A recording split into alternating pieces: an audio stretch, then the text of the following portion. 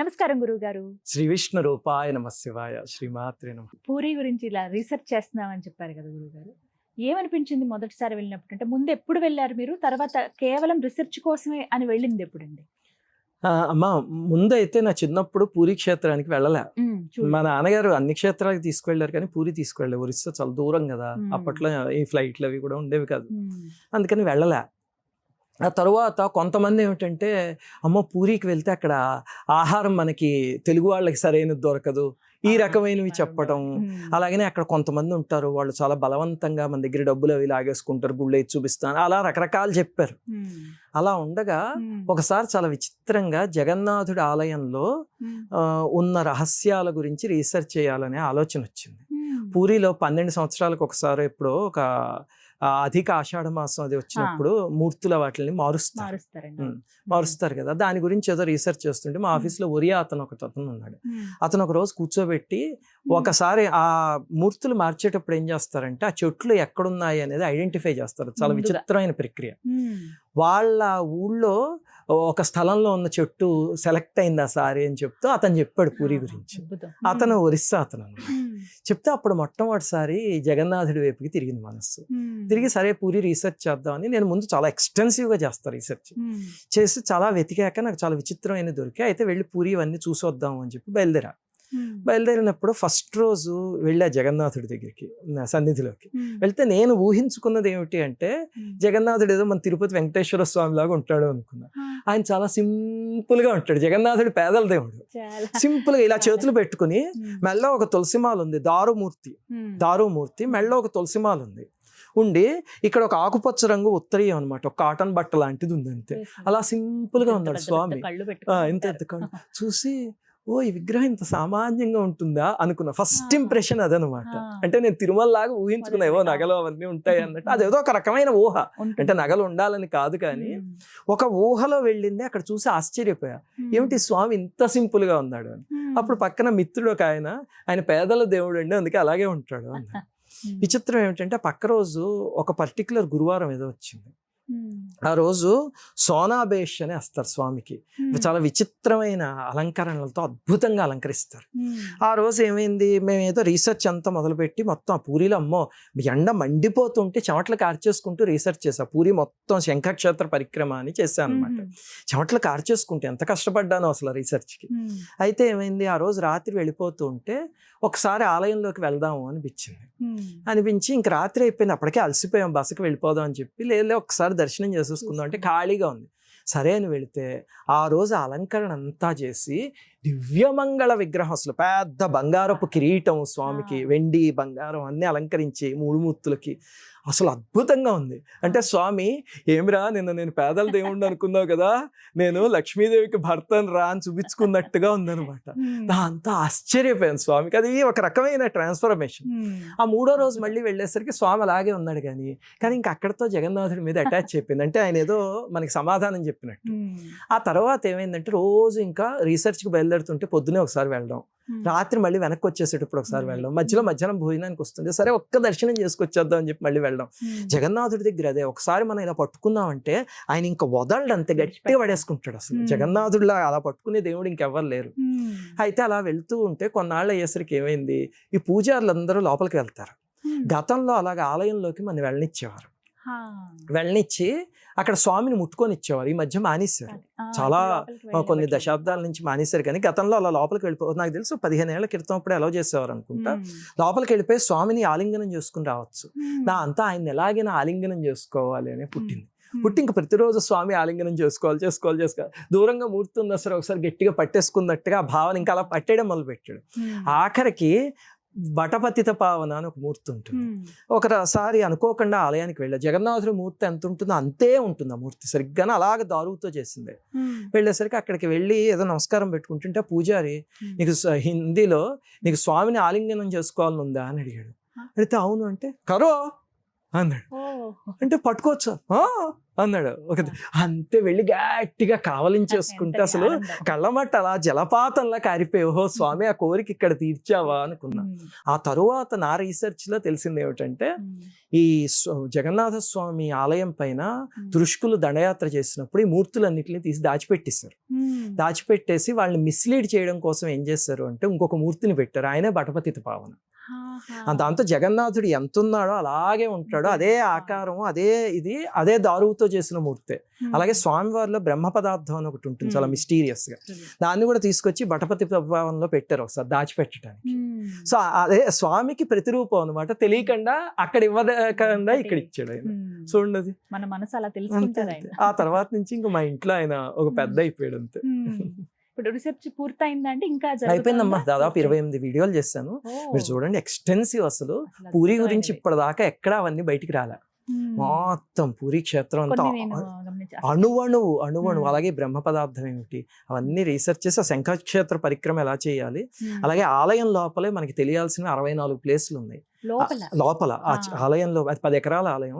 అందులో ఆ 64 స్పాట్స్ ని ఐడెంటిఫై చేస్తూ ఒక్కొక్క దానికి దాని ప్రాముఖ్యత ఏమిటి అవన్నీ ఎక్కడ పుస్తకాల్లో లేవు. అక్కడ గైడులతో ఉండిపోయాయి, కానీ అక్కడ గైడ్స్ తో కొంత ఇబ్బందులు ఉన్నాయి. కొంతమంది చాలా సౌమ్యంగా ఉంటారు, కానీ కొంతమంది కొంచెం వ్యగ్రతతో ఉంటారు. ఆ అక్కర్లేకుండా ఎవరైనా మ్యాప్ పెట్టుకుంటే హాయిగా తిరిగచ్చు ఇప్పుడు తెలుగు వాళ్ళందరూ. అందుకని బోల్డ్ మంది తెలుగు వాళ్ళు కూడా వెళ్ళొస్తారు. ఈ రోజు ఎయిర్పోర్ట్ లో ఒక ఆవిడ కనిపించారు వస్తూ ఉంటే, ఆవిడ మీ వీడియోలు చూసి పూరి వెళ్ళి అన్ని దర్శించుకుని వచ్చానండి. అందరూ సంతోషం. ఒక గైడ్ లాగా నేను రీసెర్చ్ చేయడానికి కరెక్ట్, నేను రీసెర్చ్ చేయడానికి వారాలు పడితే జనానికి అది పట్టక్క లేకుండా ఒక గంటలో చూసుకుని వచ్చేసారు. సులువైన మార్గంలో అందిస్తున్నారు. అలాగే ప్రత్యేకించి పూరి అనగానే అందరికీ గుర్తొచ్చేది ఇప్పటికీ శ్రీకృష్ణుల వారి గుండె అలాగే ఉంది. ఇప్పుడు మీరు చూస్తున్న ఆ విగ్రహం అని అంటున్నారు, కానీ నిజంగా అది కృష్ణ పరమాత్మే, అక్కడ ఉన్నది ఆయన గుండెనే అని అంటారండి. మీరు రీసెర్చ్ చేశారు కదా గురువు గారు, మీరేం చెప్తారు దీని మీద? నేను అసలు ఒక ఎపిసోడ్ కూడా చేశానమ్మా. అది అసలు పూరిలో ఉన్న బ్రహ్మ పదార్థం ఏమిటి అనేది దాన్ని ఒక సీక్రెట్ కింద ఉంచేశారు. ఈ కృష్ణ పరమాత్మ హృదయం అది అనేది ఇది తర్వాత ఎవరో పుట్టించిన కథ తప్ప భాగవతంలో లేదు. మనకి మహాభారతంలోనూ అక్కడ కూడా క్లియర్ గా శ్రీకృష్ణ పరమాత్మకి అర్జునుడు అంచేష్టి సంస్కారం చేసేసాడు అని రాసుంది.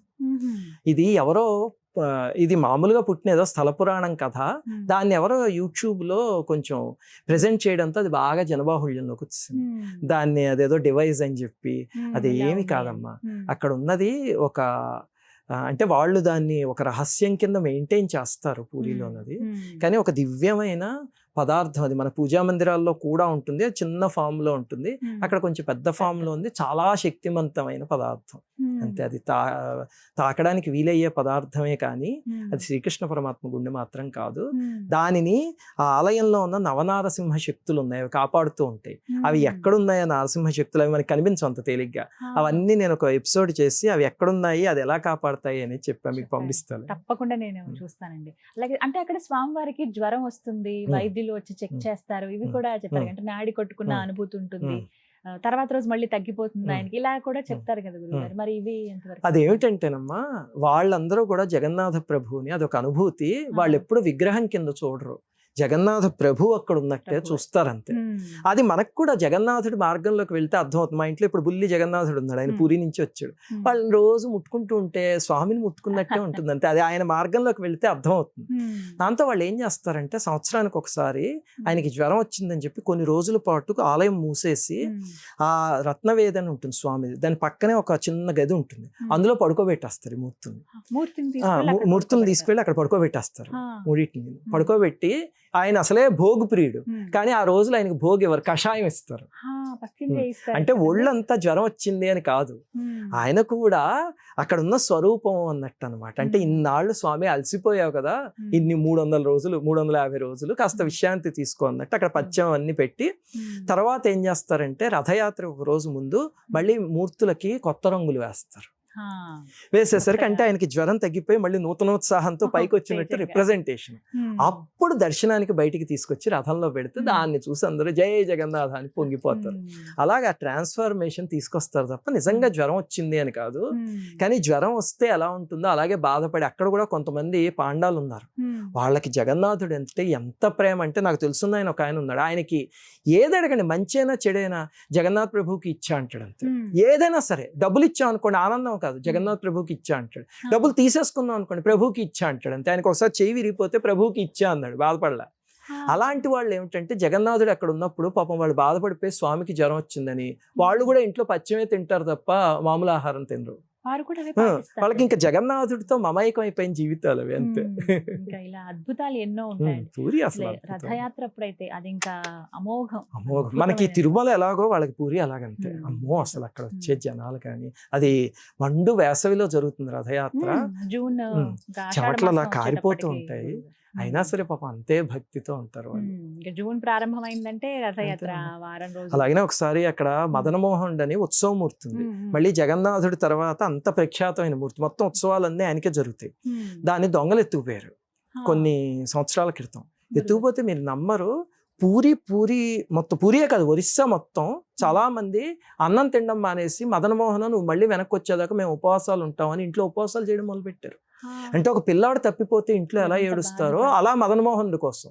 చివరికి స్వామి ఊరుకుంటాడా మరి, ఆయన కోసం వీళ్ళందరూ ఉపవాసాలు చేస్తుంటే ఏమైంది, దాన్ని దొంగలు ఎత్తుకుపోయారు. ఎత్తుకుపోతే పూరి ఆలయాన్ని కాపాడే ఆంజనేయ స్వాములు ఉన్నారు, ఒక్కొక్క దిక్కులోనూ ఒక్కొక్క ఆయన ఉంటాడు అనమాట. అందులో ఆ తర్వాత ఏమైంది, వీళ్ళు మొత్తం రాష్ట్రం అంతా జల్లెడ పట్టేశారు. ఎయిర్పోర్ట్లు, రైల్వే స్టేషన్లు, బస్ స్టాండ్లు అన్ని బ్లాక్ చేస్తారు. అయినా సరే ఎక్కడ మూర్తి దొరక్కపోతే ఒక రోజు ఉదయం పోలీసులు వాళ్ళు వచ్చేసరికి ఒక కోతి అక్కడ ఒక బావి ఉందన్నమాట. ఆ బావి దగ్గర నిలబడి గట్టిగా కీచు అని అరుస్తూ ఏంటో వాళ్ళ దగ్గరికి రావడం, వాళ్ళని లాక్కుని తీసుకువెళ్ళడం, అక్కడ కీచు అని అరవడం మొదలైంది. ఇది పేపర్లో కూడా వచ్చింది. ఏమిట్రా ఇది ఇలా అరుస్తుందంటే బావిలో చూపిస్తుంది ఆ కోతి. అంతా వీళ్ళు ఏం చేస్తారంటే ఫైర్ డిపార్ట్మెంట్ ఉంటుంది, వాళ్ళని తీసుకొచ్చి అది మొత్తం నీరు తోడిస్తే మదన్మోహన్ అందులో దొరికాడు. ఆ తర్వాత ఏమిటి అని పట్టుకుంటే అది ఎత్తుకుపోయిన దొంగ ఉన్నాడు. అతను వీళ్ళంతా ప్లాన్ చేశారట, సీసీ కెమెరాస్ అవి ఆఫ్ చేసి పట్టుకెళ్ళిపోతూ ఉంటే పూరి ఆలయాన్ని కాపాడే 4 ఆంజనేయ స్వాములు ఉన్నారు లోపలే. నేను చెప్పిన 64 ప్రదేశాల్లో 4 కూడా ఉంది. అందులో ఈ దక్షిణ ద్వారం దగ్గర ఒక ఆంజనేయ స్వామి ఉన్నాడు. ఆయన్ని దాటుకుని వెళ్దాము, ఉత్తర ద్వారం అనుకుంటా, ఆయన్ని దాటుకుని వెళ్దాము అని వాళ్ళు ప్రయత్నిస్తూ ఉంటే అక్కడికి వెళ్ళేసరికి ఆ విగ్రహం ఇంకా విపరీతమైన బరువు ఎక్కువైపోయి అమ్మో నేను ఇంకా మొయిలాపోతున్నాను అని చెప్పి దాచిపెట్టడం కోసం బావిలో వదిలేశాడు. ఆ తర్వాత ఆంజనేయ స్వామి ఇంకో రూపంలో వచ్చి అది ఎక్కడుందో చూపించాడు. చూడండి మరి ఎంత మహత్వం. ఆ అన్ని రోజులు పాపం పూరిలో భోజనం తినకుండా ఉండిపోయి ఉపవాసాలు చేసిన వాళ్ళు ఉన్నారు. మళ్ళీ మదన్మోహన్ బయటకు వచ్చాక వాళ్ళు హాయిగా విందు భోజనం తిన్నారు. అది మమైకం అయిపోయారు పూరిలో జనాలు. ఆ ఘట్టాలు అన్ని కూడా చాలా అద్భుతంగా ఉంటాయి. రథయాత్ర చివరి రోజు వరకు కూడా అద్భుతం. ఈ మధ్య అక్కడ స్వామివారి సంపద ఎంత హడావిడి జరిగింది. అప్పుడు కూడా స్వామివారికి ఎంత ఉంది అంటే వివిధ రాజులు సమర్పించింది. అనంత పద్మనాభ స్వామి ఎలాగో ఇక్కడ కూడా అలాగే. అలాగనే మన దేశంలో చాలా ఆలయాలు ఉన్నాయి. కొన్నిసార్లు ఆ సంపద అంతా బయటకు వస్తే పనికొస్తుందేమో ఆలయానికి, అభివృద్ధికి అనిపిస్తుంది.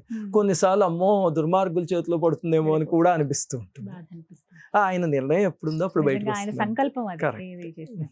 అలాగే కొన్ని పూజలు, కొన్ని వ్రతాలు గురువు గారు పాపాలని హరిస్తుందని, కర్మలను తీసివేస్తుందని కూడా చెబుతూ ఉంటారు. అలాంటి పూజలు అసలు ఉన్నాయా, మనం చేసుకోదగ్గవి? ఇందాక నేను చెప్పాను కదమ్మా, ఉదాహరణకి కనకధార స్తోత్రం చదివితే కర్మ ఆ బ్రాహ్మణికి కరిగింది మనకి కరుగుతుంది. అలాగే చాలా ఉన్నాయి. ఇప్పుడు ఉదాహరణకి సంకష్టహర చతుర్థి ఉంది, మీరు అది గణేష పురాణంలోంచి వచ్చింది. అందులో రాష్ట్రం అంటారు, కరడగట్టిన పాపాన్ని సైతం కర్పూరానికి అగ్ని తగిలితే ఎలా దహించి వస్తుందో అలా దహించి వస్తుంది. అందులో ఒక రాజుగారి చరిత్ర ఉంటుంది. ఉదాహరణకి ఆ రాజుగారికి పాపం చాలా ధర్మాత్ముడు, ఆయన భార్య కూడా చాలా మంచి ఆవిడ, పాపం పిల్లలు ఉండకపోతే ఎంతో కష్టపడతాడు, ఎన్నో దానాలు చేస్తాడు, ధర్మాలు చేస్తాడు, పూజలు చేస్తాడు, ఎన్ని చేసినా సరే సంతానం కలగదన్నమాట. కలగకపోయేసరికి అప్పుడు ఇంక చివరికి తపస్సు చేస్తానని చెప్పి వెళ్ళేస్తాడు. తపస్సుతో అయితే ఎలాంటి కర్మనైనా కరిగించుకోవచ్చు. తీవ్రంగా మనం జపం అవి చేయగలిగితే ఎలాంటి కర్మైనా కరుగుతుంది, దాంతో చేయొచ్చు.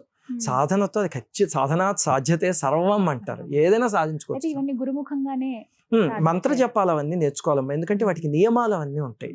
అలాంటివి ఇప్పుడు మామూలుగా స్తోత్రం అనుకోండి, ఏమిటంటే నువ్వు ఈ స్విచ్ వేయి నీకు ఫ్యాన్ తిరుగుతుంది, ఈ లైట్ వెలుగుతుంది అని. అలా కాకుండా ఆ స్విచ్ బోర్డ్ని కనెక్ట్ చేయాలనుకోండి, అప్పుడు ఎలక్ట్రీషియన్ దగ్గర నేర్చుకోవాలి విద్య మొత్తం. అంతేగాని మనం వెళ్ళిపోయి అక్కడ వేలు పెడితే షాక్ కొడుతుంది. మంత్ర సాధన కూడా అలాంటిదే, గురువుల శిక్షణలో నేర్చుకోవాలి. నేర్చుకుని చేస్తే అద్భుతం. అసలు అవి బాబాయ్ మంత్ర సాధన ప్రారంభిస్తే మేము రోజు చేస్తుంటే మాకు ఒళ్ళు తెలియదు అంతే, ఎన్ని గంటలు చేసినా ఎన్ని మంత్రాలు చేసినా హాయిగా ఉంటుంది అసలు. అయితే ఆయన తపస్సు చేసుకోవడానికి బయలుదేరాడు రాజు. బయలుదేరితే తపస్సు చేసినా సరే కర్మ తీరకపోతే అప్పుడు వాళ్ళ పూర్వీకులు పైలోకంలో ఉన్నవాళ్ళు బ్రహ్మగారి దగ్గరికి వెళ్ళి అడిగారు, ఎందుకు ఈ కర్మ తీరట్లేదు అని.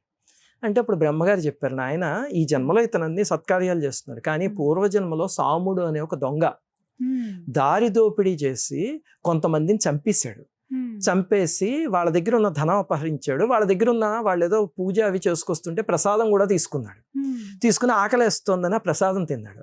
ఆ రోజు సంకష్టహర చతుర్థి, పొద్దునుంచి ఏం దొరకలేదు. ఆ ప్రసాదం తిన్నాడు. కొడుకు పేరు గణేష అని పిలిచాడు. ఆ పుణ్యం వల్ల ఈ జన్మలో రాజై పుట్టాడు. వాళ్ళని చంపిన పాపానికి ఆ కర్మ అంత ఘోరంగా ఉండి, ప్రారంధ కర్మ, పిల్లలు కలగట్లే, ఎంత ధర్మాత్ముడేనను అని చెప్తే చివరికి అతని తపస్సు సంకష్టహర చతుర్థి ఆ మహిమతో కరుగుతుంది. అది ఇంతకీ ఆ కథ ఎందుకు చెప్పారు అంటే, సంకష్టహర చతుర్థికి కర్మని కరిగించే శక్తి ఉంది అని. అందుకే సుశీల ఏం చేస్తుంటుందంటే, ప్రతి నెల తనకి మహాప్రీతి గణపతి అంటే, దాంతో ప్రతి నెల పాపం జనం ఎక్కడ చేసుకోవడం మర్చిపోతారో అని చెప్పి, ఎందుకంటే కొన్నిసార్లు తిథిలు కన్ఫ్లిక్టింగ్ వస్తుంటాయి. అందుకని పండితులు వాళ్ళందరూ తెలిసిన వాళ్ళని చూసి వాళ్ళ చేత పరిష్కరింపబడిన డేట్ ఏమిటో, సంకష్టహర చతుర్థికి 2 రోజుల ముందో 1 రోజు ముందో ఆ డేట్ పబ్లిష్ చేసి రేపు అందరూ చేసుకోండి అని చెప్తూ ఉంటుంది అనమాట. అంతటి శక్తివంతమైన వ్రతం. అలాంటివి చాలా ఉన్నాయి. మా సప్త శనివార వ్రతం అలాంటివి చేస్తే కరిగించుకోవచ్చు. ఎవరైనా ఆచరించవచ్చు. ఎవరైనా ఆచరించవచ్చు అమ్మా.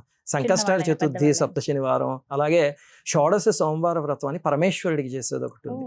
అది కూడా అసలు దాంపత్యాన్ని వాటిని ఎంత అద్భుతంగా నిలబెడుతుందో. అవన్నీ కూడా ఎవరైనా చేసుకోవచ్చు.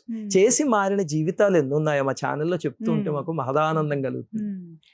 అంటే కొద్ది నియమాలు ఉంటాయి, అవి పాటిస్తూ సామాన్యంగా ఈ వ్రతాలకిను పూజలకి ఏమిటంటేనమ్మా, అది చేసిన రోజు నియమాన్ని పాటిస్తే చాలు. ఏదో కొంచెం బ్రహ్మచర్యం, అలాగే సాత్వికమైన ఆహారం తీసుకోవడం, ఇవన్నీ ఎందుకు తీసుకొచ్చారంటే సామాన్యులకు కూడా అందుబాటులోకి రావాలి. ఇప్పుడు మంత్రసాధన చేయాలన్నా, లేకపోతే వేద మంత్రాలు చదవాలన్నా, వాటిలన్నిటికీ నియమాలు, గురువు సాంప్రదాయం అన్నీ ఉంటాయి. ఎవరైనా చేసుకోవడానికి వీలుగానే తీసుకొచ్చారు. గురుగారు, చాలా మంది అడిగే ప్రశ్న ఏంటంటే, అసలు దేవుడు ఉన్నాడా? ఉంటే గనక ఎందుకు ఈ కష్టాలు, ఈ బాధలు? ఎన్నిసార్లు మొరపెట్టుకున్నా మా కోరికలే తీరవే, మమ్మల్ని అసలు అనుగ్రహించడే, దేవుడే లేడు అనేవాళ్ళు చాలా మంది చూస్తూ ఉంటాం. మీరు కూడా వినే ఉంటారు ఏమైనా సందర్భాల్లో. అలాంటి వారికి మీరు ఇచ్చే సమాధానం? అమ్మ, మొట్టమొదటిది ఏమిటంటే, ఇందాక నేను చెప్పినదే, మనకి దుష్కర్మ సత్కర్మ 2 ఉంటాయి కదా. ఏది అనుభవించినా సరే వీటి ద్వారా అనుభవించటం. సామాన్యంగా ఈ ప్రశ్నని జనాలు ఎవరు, అయ్యో నేను ఇన్ని సుఖాలు పడిపోతున్నాను, దేవుడు ఉన్నాడా అని ఎప్పుడు అనరు. కష్టాలు వచ్చినప్పుడే అంటారు అంతే. ఈ సుఖాలన్నీ ఎందుకు అనుభవిస్తారంటే సత్కర్మ ఉండబట్టి, ఇక దుఃఖాలన్నీ ఎందుకంటే దుష్కర్మ ఉండబట్టి అంతే. సామాన్యంగా భగవంతుడు అందులో కల్పించుకోడు. ఎందుకంటే మనం చేసిన కర్మ ఇవన్నీ మనమే, భగవంతుడు మనకి జ్ఞానం అనే రిమోట్ ఒకటి ఇచ్చేసి వదిలేస్తాడు. ఇప్పుడు జంతువులు అవే ఉన్నాయి, వాటికి జ్ఞానం ఉండదు. ఇప్పుడు ఆహార నిద్ర భయమైథునాంచ సమానమేతత్ పశుభిర్నరాణం జ్ఞానేహి తేషా విశేషమేతత్ అంటారు. అంటే ఆహారం ఉంది, భయం ఉంది, నిద్ర ఉంది, మైథునం ఉంది, ఇవన్నీ జంతువులకి మనకి కూడా కామన్నే. వాటికి మనకి డిఫరెన్స్ ఏమిటంటే జ్ఞానం ఒక్కటే. ఆ జ్ఞానం లేకపోతే పశుభి సమాన అంటారు అనమాట. ఆ భగవంతుడు ఏం చేస్తాడంటే మిగతా ప్రాణులన్నిటికి, చెట్లకి, పుట్లకి, జంతువులకి అన్నిటికి కూడా రిమోట్ ఆయన చేతిలో పెట్టుకున్నాడు. అందుకే వాటికి పాపం పుణ్యం ఉండదు. ఇప్పుడు సింహం వెళ్ళి ఒక జింకను చంపేసి తినేసింది అనుకోండి, దానికి పాపం ఏమి ఉండదు. మనిషి వెళ్ళి ఒక పని ఇలాంటివి ఏమైనా చేస్తాడు అనుకోండి, వాడికి పాపం వస్తుంది ఇంకొకరిని చంపితే. ఎందుకంటే ఇక్కడ జ్ఞానం అనే రిమోట్ వీడి చేతిలో ఉంది. అందుకని వీడి జ్ఞానంతోనో వీడి అజ్ఞానంతోనే వీడి పుణ్యమో ఈ పాపమో చేసుకున్నాడు. అదంతా వాడి స్వయంకృతం. అందుకని భగవంతుడు దాంట్లో కల్పించుకోడు. ప్రకృతి ఇది ఉంటే సుఖాలు వడ్డిస్తుంది, ఇది ఉంటే దుఃఖాలు వడ్డిస్తుంది అంతే. సామాన్యంగా అందరూ దేవుని తిట్టుకుంటారు తప్ప నేను చేసిన కర్మ అనేది రియలైజ్ అవ్వరు. కాకపోతే తీవ్రమైన సాధన చేయగలిగిన, పక్క వాళ్ళకి సహాయం చేయగలిగిన, నిస్వార్థంగా ఆర్తులకి సేవ చేస్తే అప్పుడు భగవంతుడికి, ప్రకృతికి, సృష్టిలో ఒక ప్రణాళిక ఉంది. ఆ ప్రణాళికలో మనం ఒక పాత్ర అవుతాం అనమాట. మనం ఒక కీలక పాత్ర అవుతాం. అప్పుడు సృష్టి ఏం చేస్తుందంటే కొన్నిటిని కరిగించేస్తుంది. మీరు తీవ్రంగా సేవ చేయండి, నిస్వార్థంగా చేయండి, ఒళ్ళు వంచి సేవ చేస్తే కనుక దుష్కర్మ కరిగిపోవడం మొదలు పెడుతుంది. ప్రకృతి ఆ ఇది ఇచ్చింది సౌలభ్యం, అంటే సేవ చేసి కర్మను కరిగించుకోవచ్చు. కొంతమందిని చూస్తాం కదా గురుగారు, దేవుడిని అస్సలు నమ్మరు, అసలు గుడికి వెళ్ళరు. ఎవరైనా సరే గుడికి వెళ్ళరు, అసలు దేవుడే లేడంటారు, అన్ని అంటారు. కానీ మంచి పనులు చేస్తూ ఉంటారు. దానం చేయటం, కొన్ని కార్యక్రమాల్లో పాల్గొనటం, ఎవరో ఒకరికి సహాయపడటం, అవసరమైన వెంటనే వెళ్ళటం, ఇలాంటి పనులు దేవుడికి నచ్చుతాయా? ఖచ్చితం అమ్మా. అంటే ఈ పుణ్యాన్ని పెంచుకుంటున్నారు వాళ్ళు, పుణ్యాన్ని పెంచుకుంటున్నారు కాబట్టి సుఖంగా ఉంటారు. దేవుణ్ణి నమ్మాలి అని దేవుడు ఎక్కడ రెస్ట్రిక్షన్ పెట్టలా. కాకపోతే మనం ఎందుకు భగవన్ మార్గంలో వెళ్ళడం అంటే, ముందు ఈ పూజ అవన్నీ చేస్తే చిత్తశుద్ధి ఏర్పడుతుంది. ఆ చిత్తశుద్ధి వల్ల పాపాలు చేయకుండా ఉంటాం. పాపాలు చేయకుండా ఉంటే ఈ అకౌంట్ ఉండదు. ఆ చిత్తశుద్ధి అలా ఏర్పరచుకుంటూ ఉంటే కొన్ని జన్మలకి ఇంకా మోక్షం వైపుకి దారితీస్తాం. తీసి చివరికి మనం ఎక్కడి నుంచి అయితే వచ్చామో భగవత్ స్వరూపం నుంచి వెళ్ళి అందులోనే కలిసిపోయే సమయం వస్తుంది కొన్ని జన్మలకి. అది సాధించుకోవడానికి పూజ, జపం ఇవన్నీ కూడా ఉపయోగపడతాయి. దాంతోపాటు మనం చేసే పుణ్యం, పాపం అంతే. అది భగవంతుడికి సంబంధం లేకుండా పుణ్యం చేసిన వాళ్ళైనా సుఖాలు అనుభవిస్తారు, భగవంతుడిని నమ్మకుండా పాపం చేసిన వాళ్ళైనా కష్టాలు అనుభవిస్తారు, నమ్మి పాపం చేసిన వాళ్ళైనా కష్టాలు అనుభవిస్తారు. అక్కడ కూడా భగవంతుడు ఓహో వీడు నా శిష్యుడు కదా, వీడు పాపం చేస్తే పర్లేదులే వీడిని వదిలేద్దామని ఏమి ఉండదు, ప్రకృతి తీసుకొచ్చి వడ్డిచ్చేస్తుంది అంతే. అప్పటికప్పుడు అంతేనమ్మా. అదంతా ప్రకృతిలో ఉన్న ఆకాశిక్ రికార్డ్స్ అంటారు వాటిని. మనం చేసే ఏ పనైనా మనం కొన్నిసార్లు ఎవరికి కనిపించదు అనుకుని ఫేక్ ఐడీలు పెట్టుకుని, ఫేక్ మొహాలు పెట్టుకుని, లేకపోతే గదుల్లో దాక్కునో దొంగ పనులు చేస్తే అవన్నీ పంచభూతాలు చూస్తూ ఉంటాయి. గాలి లేని ప్రదేశంలో మనం చేయలేం కదా, లేకపోతే మనమే ఉండం. ఆ ఏదో ఒక రూపంలో పంచభూతాలు చూసి వాటిలన్నిటిని ఒక చోట నిక్షిప్తం చేస్తే వాటి ప్రకారం అనుభవించి తీరాల్సిందే. ఖచ్చితంగా ఎవరో ఒక టైంలో అయినా ఖచ్చితంగా అనుభవించాలి. ఎంత దైవభక్తుడైనా పాపపు కర్మ అనుభవించి తీరాల్సిందే. అంతేగాని నేను దేవుడిని నమ్ముతున్నాను కాబట్టి తీసేయమంటే దేవుడు అలా తీస్తే ఒక లంచగొండ ఆఫీసర్కి దేవుడికి తేడా ఉంటుంది. లంచగొండ ఆఫీసర్ అంతే కదా, నీకు లంచం ఇస్తాను, నాకు ఈ పని చేసి పెట్టేంటి చేస్తాడు, ఓహో దేవుడు నీకు పూజ ఇచ్చేస్తాను, నా పాపం అంతా తీసేయంటే దేవుడు తీయడు. మనమే కరిగించుకోవాలి మన కర్మని. అది మన బాధ్యత. అంతేనమ్మా, ప్రశాంతంగా బతకాలి అని అంటే కర్మని కరిగించుకోవాలి. పిల్లల్ని పెంచడం అనేది పెద్ద ఛాలెంజ్ అంటూ ఉంటారు అందరూ. అంటే ఆధ్యాత్మికంగా పిల్లల్ని ఎలా పెంచాలనేది కూడా ఒక ప్రశ్న. అది అసలు సాధ్యం అవుతుంది అంటే కనుక ఎలాంటి ప్రక్రియ ఉంది పిల్లల్ని పెంచే విధానంలో? ఒకటి ఏంటంటేనమ్మా, ఆ ప్రక్రియ గర్భంలో నుంచే మొదలవ్వాలి. మనకి కొన్ని కథలు ఉంటాయి చూడండి. ప్రహ్లాదుడు గర్భంలో ఉండగా నారదుడు వచ్చి నారాయణ మంత్రాన్ని ఉపదేశిస్తే తీసుకున్నాడు అని. దాన్ని ఏదో పెట్టకథరా బాబు ఇవన్నీ తీసి పాడేసే సైన్స్ చదువుకున్న వాళ్ళు ఉన్నారు. నేను ఆ టాపిక్ మీద ఎక్స్టెన్సివ్ రీసెర్చ్ చేశాను. సిగ్మండ్ ఫ్రాయిడ్, థామస్ వెర్నే అని ఇద్దరు సైంటిస్టులు ఉండేవారు. సిగ్మండ్ ఫ్రాయిడ్ అయితే అందరికీ తెలుసు. ఆ వాళ్ళు ఏం చేస్తారంటే సైకో అనాలిసిస్ అనే థియరీ ఉంటుంది. దాని ప్రకారం అసలు గర్భవతుల మీద, గర్భంలో ఉన్న శిశువు మీద బయట నుంచి వచ్చే వాటి ప్రభావం ఎలా ఉంటుంది అనేది నిరూపించి చూపించారు. అసలు ప్రహ్లాదుడి చరిత్ర మొత్తం సైంటిఫిక్ గా నిరూపించింది వాళ్ళు థామస్ వెర్నే అని ఆయన చేశాడు. చాలా అద్భుతంగా ఉంటుంది వాళ్ళు చేసిన రీసెర్చ్. వాళ్ళు the secret life of unborn child అనే పుస్తకం రాశారు ఇంగ్లీష్లో. అది మీరు చదవండి, ఒక 200 పేజీలు ఉంటుంది. అందులో ఉన్న యూజ్ కేసెస్ అయితే అసలు ఆయన ఒక 10,000 మంది గర్భవతుల మీద రీసెర్చ్ చేసి రాసింది. చాలా అద్భుతమైన పుస్తకం అది. అందుకని మనం స్పిరిచువల్ మార్గంలో నడిపించాలి అంటే అక్కడ ప్రారంభించాలి. అంతేగాని గర్భవతి కింద ఉన్నప్పుడు ఈ క్రైమ్ సీరియల్స్ అవేవో వస్తుంటాయి. ఇంకా ఈ మధ్య ఏమిటంటే న్యాచురల్ అంటే నిజంగా జరిగిన సంఘటనల్ని, క్రైమ్ని మళ్ళీ సీరియల్ కింద తీసి చూపించడం, ఇలాంటివన్నీ చూడడం మొదలు పెడితే గర్భస్థ శిశువు మీద ఆ ప్రభావం ఉంటుంది. అది కాకుండా చక్కగా ఏ రామాయణం వినడమో, ప్రవచనాలు వినడమో, మంచి సినిమాలు చూడడం. మనకి చూడండి సతీ సక్కుబాయ్, భక్త తుకారం, రామాయణం ఇలాంటి బోర్డు ఉన్నాయి. అవన్నీ చూడడం చేస్తే ఆ శిశువు మెల్లిగా వాటికి స్పందించడం, ఆ సాత్వికత అలవాటు అవుతుంది. ఆ తర్వాత ఏం చేయాలంటేనమ్మా, పుట్టిన తర్వాత ఇది మా పిల్లల విషయంలో నేను చేశాను కూడా. సామాన్యంగా చూస్తే కొంతమంది పిల్లలు విపరీతంగా ఏడిపించేస్తుంటారు. రాత్రి పడుకోనివ్వరు తల్లిదండ్రులు. బాబోయ్ ఎందుకు అన్నారా బాబు వెళ్ళి అనుకునే పిల్లలు తల్లిదండ్రులు కూడా ఉన్నారు కొంతమంది. మా పిల్లలు ఎప్పుడు అలాంటి ఇబ్బంది పెట్టలే, అసలు ఎప్పుడు పెట్టలేదు ఇబ్బంది. హాయిగా పడుకునే టైంకి పడుకునేవారు, లేచే టైంకి లేచి ఆడుకునేవారు. కారణం ఏమిటంటే ప్రతిరోజు నేను అనుష్ఠానం చేసుకునేటప్పుడు వాళ్ళ అమ్మ ఏం చేసేది, పొద్దున్నే స్నానం చేయించేసి ఆ పక్కనే ఒక చిన్న బొంత వేసి తీసుకొచ్చి అక్కడ పడుకోబెట్టేది. దానిపైన చిన్నప్పుడు అనమాట శిశువు. కాసేపు ఏదో పాలు తాగేసేవారు. తాగేసాక అక్కడ వచ్చి పడుకుని కాసేపు అలా చూస్తూ ఉండేవారు పూజ చేస్తూ ఉంటే. ఆ తర్వాత అలా వాళ్ళే నిద్రపోయేవారు. ఇంకొంచెం పెద్ద వయస్సు వచ్చాక నా ఒళ్ళో పడుకోబెట్టుకుని పూజ చేసేవాడిని. చేస్తే కాసేపు అలా చూసేవారు.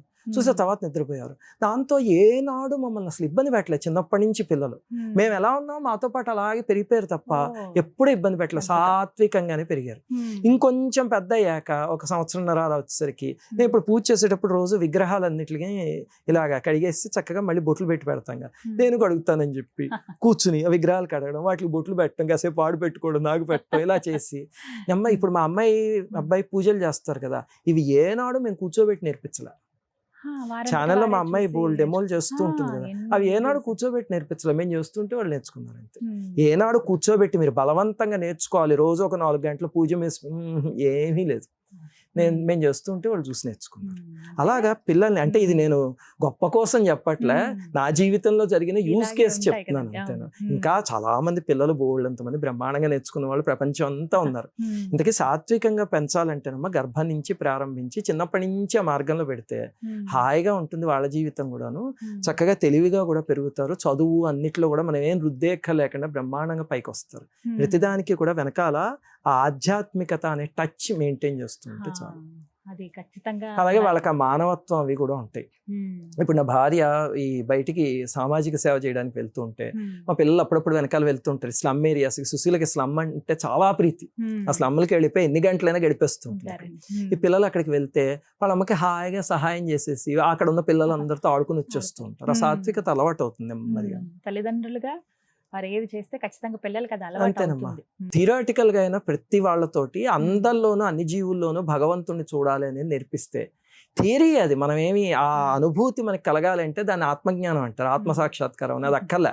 అది కలిగిన అనవాచార్యుల వారు, రామదాస్ వారు అంతా రామమయం అని, బ్రహ్మం ఒక్కటే అని అది వాళ్ళకి కలిగింది. మనకి అది అక్కర్లే. థియరీతో నేర్పించినా సరే ఈ భావన నేర్పించగలిగితే చాలు వాళ్ళకి. అది ఖచ్చితంగా పిల్లలు అలవాటు చేస్తే చాలా బాగుంటుంది. హైపర్ ఉన్న పిల్లలు కూడా నార్మల్ అవుతారమ్మా తప్పకుండా. అసలు హైపర్ అవ్వరు ఇలా మొదలు పెడితే జీవితం. అసలు హైపర్ కూడా అవ్వరు. అందుకనే ఆది నుంచి గర్భంలో ఉన్నప్పటి నుంచి అలవాటు చేయాలి. ఇది ప్రస్తుతం సమాజంలో ఎదుర్కొనేటువంటివి, జరుగుతున్నటువంటివి కూడా గురువుగారు, దాంపత్యం విషయంలో, భార్యాభర్తల విషయంలో ఈ పొరపచ్చాలు అనేవి విపరీతంగా చూస్తూ ఉన్నాం. పెళ్ళైన కొత్తలో పర్వాలేదు కానీ తర్వాత అవి చిలికి గాలివానగా మారిపోతూ ఉన్నాయి. 5 ఏళ్ళు 10 ఏళ్ళు ఉన్నవాళ్ళు విడాకులు తీసుకోవటం, 40 ఏళ్ళు కాపురం చేసిన వాళ్ళు కూడా విడాకులు తీసుకోవడం చూస్తున్నాం. ఎందుకండి ఇలాంటి పరిస్థితులు ఇంత ఇదిగా? వివేకానంద స్వామి ఒక అద్భుతమైన మాట చెప్పారు. Worshipping together, a couple worshipping together is like watering a dying plant అని. ఒక మొక్క వాడిపోతుంది అనుకోండి, దానికి రోజు నీళ్లు పోయడం మొదలు పెడితే అది మళ్ళీ చిగురిస్తుంది కదా. అలాగే భార్యాభర్తలు ఇద్దరు పక్కన కూర్చుని 10 నిమిషాలు రోజు పూజ చేస్తే వాళ్ళిద్దరి మధ్యలో ఎథరిక్ బాండ్ అని ఒకటి ఉంటుంది. అది మన కళ్ళకి కనిపించదు అనమాట. అది ధ్యానం అవన్నీ చేస్తే భార్యాభర్తలు ఇద్దరు కలిసి మంత్ర సాధన కానీ వాళ్ళిద్దరు పక్కన కూర్చుని ఒకళ్ళు తాకుతూ చేస్తారు అనుకోండి, పక్కన కూర్చుంటే సామాన్యంగా టచ్ అవుతాం కదా. అప్పుడు సాధన అవి తీవ్రంగా చేస్తే ధ్యానం కానీ మంత్ర సాధన కానీ మీకే అర్థం అవుతుంది ఆ బాండ్ గట్టిపడుతుంది. దాన్ని ఎథరిక్ బాండ్ అంటారు. ఆ ఎథరిక్ బాండ్ అని గట్టిపరిచేవే మన పూర్వకాలం పెళ్లి మంత్రాల్లో ఉండేవి. ఇప్పుడు ఈ కాలం ఎలా తయారైందంటే మంత్రాలు ఎందుకండి, మేము రిజిస్టర్ ఆఫీస్కి వెళ్ళి పెళ్లి చేసేసుకుంటాం, ఎందుకు డబ్బులు ఖర్చు. ఆ పురోహితుడు అక్కడికి వచ్చి చదివే మంత్రాల్లో అసలు ఆ మంత్రార్థాలు చూస్తే తల తిరిగిపోతుంది మనకి. అద్భుతమైన అర్థాలు. అవి ఏం చేస్తుందంటే అసలు సంబంధం లేని స్త్రీ పురుషులు ఇద్దరు దగ్గరికి వచ్చి ఒకళ్ళనొకళ్ళు జీలకర్ర బెల్లం అనే ప్రక్రియతో టచ్ చేయడం, కొంగు ముడి వేయడం, ఆ చుట్టూ తిరగడం, ఇవన్నీ చేసేసరికి ఆ ఎథరిక్ బాండ్ బలపడుతుంది వాళ్ళిద్దరికి. అదే ఆ వివాహం అనే ప్రక్రియ, ఎథరిక్ బాండ్ ని గట్టి చేయడం. ఆ తర్వాత వాళ్ళు ఒక రోజు చేసేసి వెళ్ళిపోయారంటే మొబైల్ ఛార్జ్ చేసి వెళ్ళిపోయారు. ఒక 48 గంటలు ఆగేసరికి మొబైల్ అంతా డిశ్చార్జ్ అయిపోతుంది. అది మనం ఎలా ఛార్జ్ చేసుకోవాలి అంటే పెళ్ళైన పక్క రోజు నుంచి వీళ్ళిద్దరు కలిసి కూర్చుని రోజు ఒక 5 నిమిషాలు పూజ చేయనివ్వండి, ఆ బంధం బీటలు వారదు. ఆ ఎథరిక్ బాండ్ గట్టిపడుతుంది. అది గట్టిపడితే దెబ్బలాట్లు ఉండవు.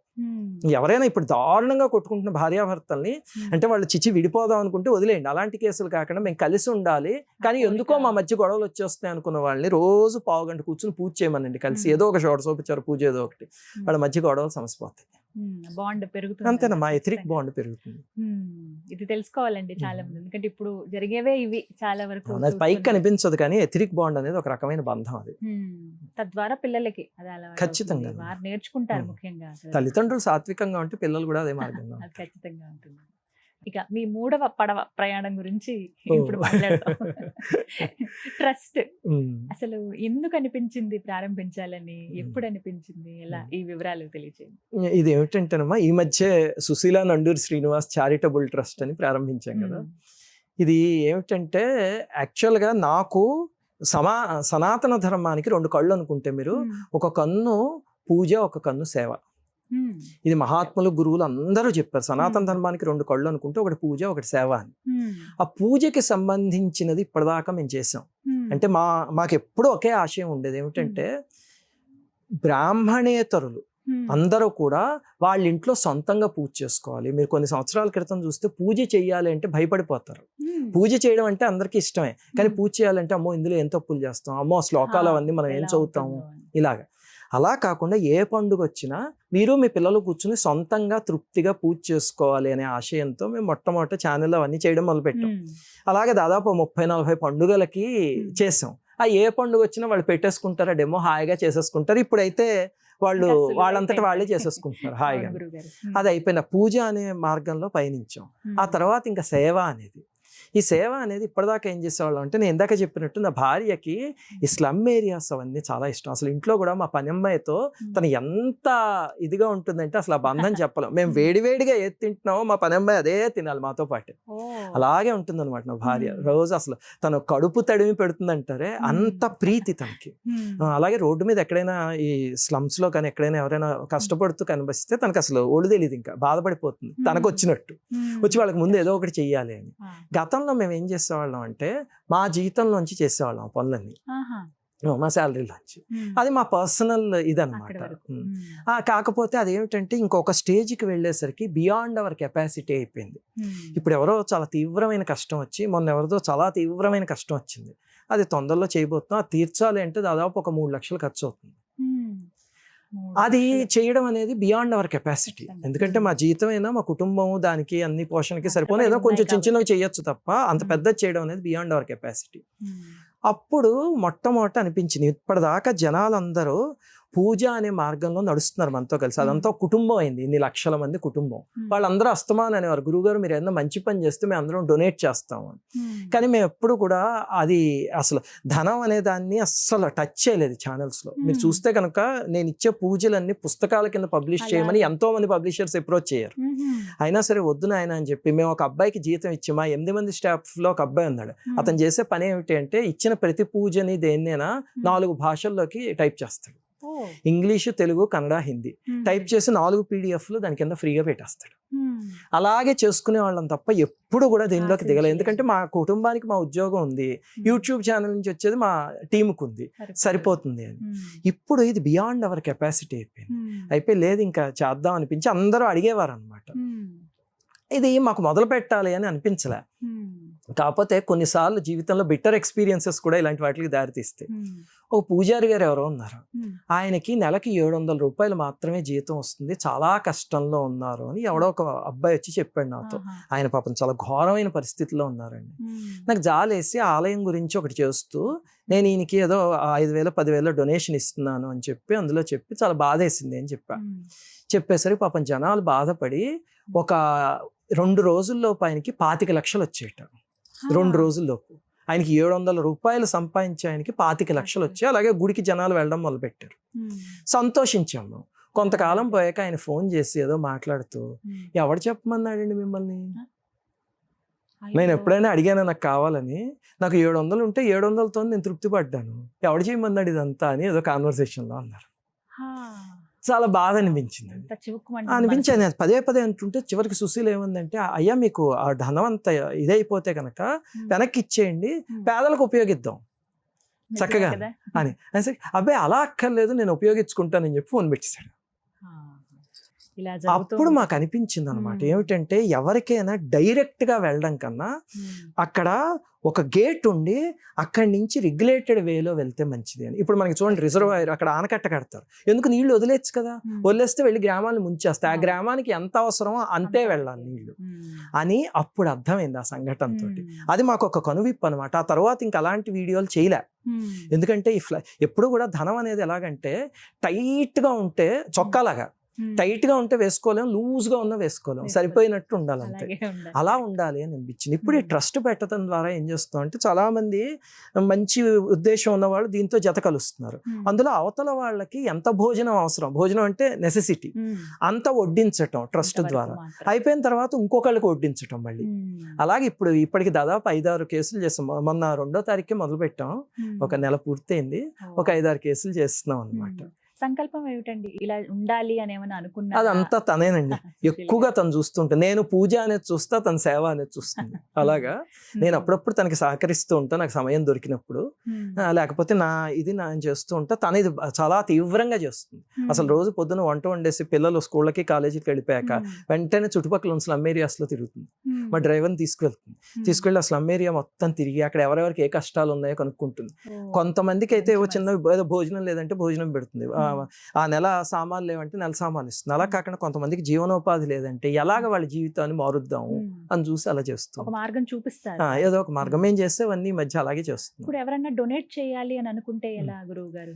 అది ఎలాగంటేనమ్మా, ట్రస్ట్ కి ఇప్పుడు మామూలుగా పేటిఎంలో ఫోన్ పేలు చేస్తారు కదా, అలాగే ఇది పర్సనల్ కాదు, ఇది చారిటబుల్ ట్రస్ట్ అన్నమాట. చారిటబుల్ ట్రస్ట్ అంటే సంవత్సరం అయ్యేసరికి ప్రతి రూపాయిని ప్రభుత్వానికి లెక్క చూపించాలి. ప్రతి రూపాయి చారిటబుల్ ట్రస్ట్ అంటే అమ్మో అది నడపడం చాలా బాధ్యత. ఆ సిఏకే పెద్ద భారం, అది అంత కష్టం అనమాట. దాంతో పేటిఎంలు గూగుల్ పేలు కాకుండా దానికి స్పెషల్ గా ఒక క్యూఆర్ కోడ్ ఉంటుంది. అది స్కాన్ చేసినా లేకపోతే అకౌంట్ కైనా పంపిస్తే ప్రతి పంపించిన వాళ్ళ వివరాలు ప్రభుత్వానికి సబ్మిట్ చేయాలి మేము. అంటే ఎవరు పంపించారు అని. అది 10 రూపాయలు వచ్చినా అంతే, 10,000 వచ్చినా ప్రభుత్వానికి తెలియజేయాలన్నమాట చివరికి. అందుకని అలాగా ఆ వివరాలు ఇస్తూ ఎవరు డొనేట్ చేసినా సరే దాని ద్వారా ఇలా సమాజానికి సేవ చేయొచ్చు.